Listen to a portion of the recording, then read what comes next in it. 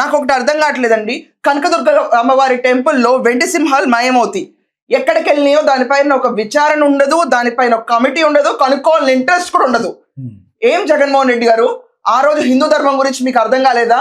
భక్తుల మనోభావాలు లేకపోతే టెంపుల్ యొక్క ప్రతిష్టత ఏమవుతుంది? అండ్ మీ టెన్యూర్లో గుడిలో ఉన్న సింహాలు కూడా మాయమైనాయి అంటే ఏం చెప్పాలి ఇంకా? ఇది ఒక్కటేనా అండి? అంతర్వేదిలో లక్ష్మీ నరసింహ స్వామివారి టెంపుల్లో రథం కాలిపోయింది. మరి దాని గురించి విచారణ ఎవరు? ఎలా జరిగింది? ఆంజనేయ స్వామి విగ్రహం కర్నూలు దగ్గర అనుకుంటా. అవునండి, తల తీసేశారు. దాని తర్వాత రాముల వారి విగ్రహం కూడా అదే పరిస్థితి ఉంది. ఆ టెన్యూర్ లో మరి మీరు ఏం చేశారు? మీ గవర్నమెంట్ అంతా ఏం చేసింది?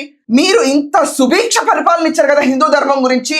ఈ రోజు మీకు అన్ని తప్పులు కనిపిస్తున్నాయి. తప్పులు సరిదిద్దుకుంటున్న పరిస్థితుల్లో గవర్నమెంట్ ఉన్నా లోకేష్ ముందుకు వచ్చి ఈ రోజు జరిగిన మిస్టేక్ ని యాజ్ ఇట్ ఈస్ గా మళ్ళీ మేము ఆశ్రమాన్ని కట్టిస్తాము అని చెప్పినా కూడా లేదు, నువ్వు ఎందుకు చేయలేదని తాపీగా ట్విట్టర్ లో 2 టైపింగ్లు కొట్టుకుంటా పోస్ట్ పెట్టారు కదా.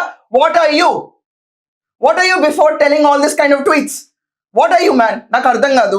మీ టెన్యూర్లు ఇలా జరుగుతుంటే ఫైన్, మీకు కళ్ళు కనపడలేదు అనుకుంటా. నా టెన్యూర్లు చెవులు అయితే వినపడాలి కదా.